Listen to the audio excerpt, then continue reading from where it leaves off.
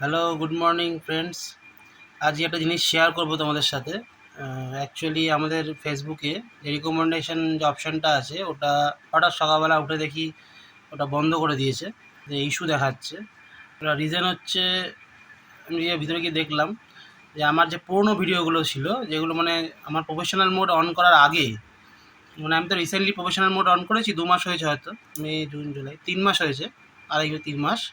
তো তার আগে অনেক পুরনো ভিডিও ছিল আমার, সেই ভিডিওগুলোতে ইস্যু হয়েছে, যার জন্য রিকমেন্ডেশনটা বন্ধ করে দেওয়া হয়েছে।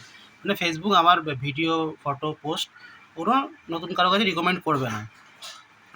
তাই তোমরা এই ভুলগুলো করো না। যত পুরনো ভিডিওগুলো যাদের প্রফেশনাল মোড অন করা হয়েছে, যাদের পুরনো ভিডিওগুলো আছে ওগুলো গিয়ে চেক করো, রিলসগুলো চেক করো, যেগুলোতে দেখবে যে মিউট করে দিয়েছে ওগুলো ডিলিট করে দাও। মানে যেগুলোতে কোনো ইস্যুস এসছে, নোটিফিকেশান এসছে, সেগুলো ডিলিট করে দেওয়াটাই বেটার।